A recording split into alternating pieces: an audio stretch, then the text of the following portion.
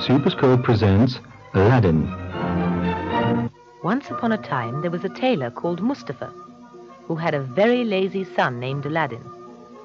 Aladdin's laziness made Mustafa so ashamed of his son that he died of a broken heart. So Aladdin and his mother were left all alone. But Aladdin did not change his ways.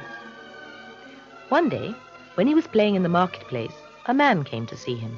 Aladdin, you look just like your father. I would have known you anywhere. Who are you? I am your Uncle Ebenezer. I've come to take you away with me. Aladdin took his uncle to his mother's house.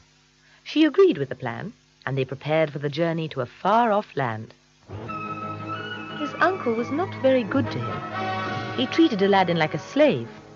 The only thing that made Aladdin believe that he was really his uncle was a beautiful ring that Ebenezer had given him to wear.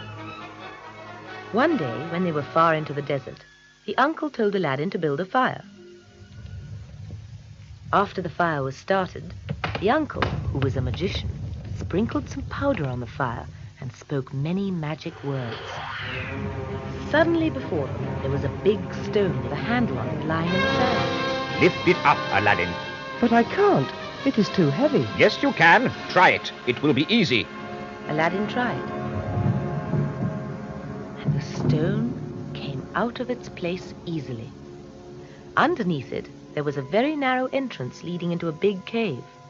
Ebenezer sent Aladdin down the big stone steps, where he found many beautiful treasures, jewels, gold and silver. Pass me up some of those golden plates, Aladdin. As soon as Aladdin gave him the plates, the uncle put the stone back over the entrance. Then he traveled to the far-off land, leaving Aladdin trapped in the cave. He was not really Aladdin's uncle at all, but a very wicked magician. Aladdin was in the cave for several days, praying to be set free. One night, he accidentally rubbed the ring against his jacket, and suddenly a genie appeared. Aladdin was terrified. Who are you? I am your genie. Master, how can I serve you? I want to get out of here. I want to go home. There was a big flash, and he was home with his mother. She was very happy to see him, but she explained, I have nothing for you to eat, Aladdin. All I have is this old lamp we can sell. It's so dirty, Mother. Let me clean it up first. Aladdin started to rub the lamp clean, and suddenly another genie appeared. Master, your wish is my command. Aladdin was very surprised. Bring us something to eat. The genie snapped his fingers, and on the table appeared silver and gold plates filled with the finest food in the world. Aladdin and his mother ate a good dinner.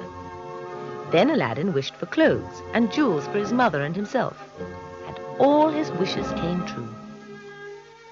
One morning, Aladdin was near the Sultan's palace watching the princess while she was swimming. She was so lovely that Aladdin fell in love with her.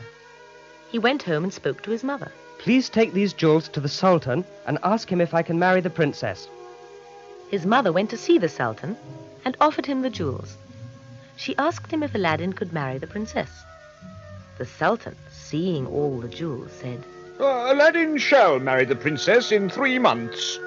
When his mother told him of the Sultan's decision, Aladdin was very happy. But the Grand Vizier, who wanted the princess to marry his son, tried to change the Sultan's mind. After several days, he succeeded, and the princess married the Grand Vizier's son. Aladdin was very angry. He took the magic lamp, rubbed it, and told the genie, When they are asleep, fetch the bridegroom and bring him here. Make him sleep in the cold night air, and by morning put him back in his bed. The genie did as he was commanded. Aladdin made the genie do this again and again for several days. Finally, the vizier's son ran away. He did not like sleeping in the cold. When he left, Aladdin married the princess. Then, with the help of the genie, he built a beautiful palace. They lived there happily for a long, long time. The wicked magician, who had left Aladdin many years before, heard of the good fortune that Aladdin was having.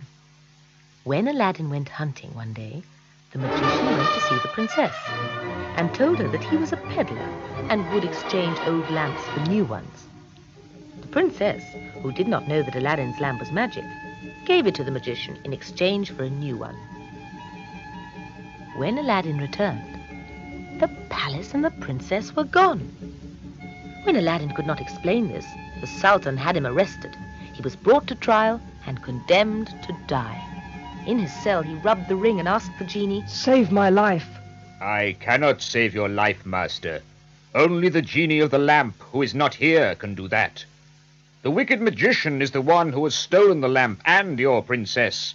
They are now living in Africa. Then send me to Africa as fast as you can. There was a great flash. Lo and behold, Aladdin was in Africa. The princess was very happy to see Aladdin.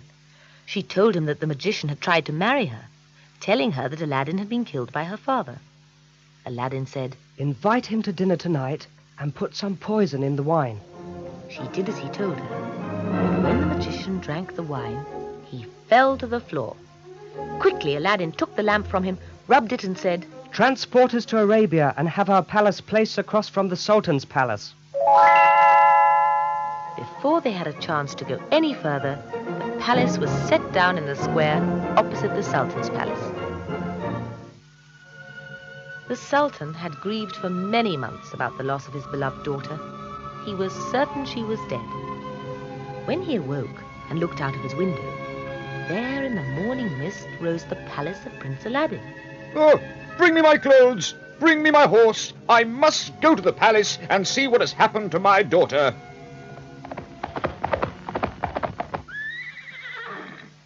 When the Sultan came to Aladdin's palace, Aladdin met him at the door. I cannot speak to you, Aladdin, before I see my daughter. She is upstairs in her room. I will send for her. Aladdin clapped his hands, and a servant appeared. Go to the princess's room and ask her to come down. Her father has come to see her. When the princess saw her father, she threw herself into his arms and wept with joy. Father, I've missed you so much. I'm so happy we're back together again. She told her father all about the wicked magician and all the ugly things he had done to them. Many years passed, and the Sultan, who was very old, died. Aladdin and the princess became the rulers in his place and lived happily ever after.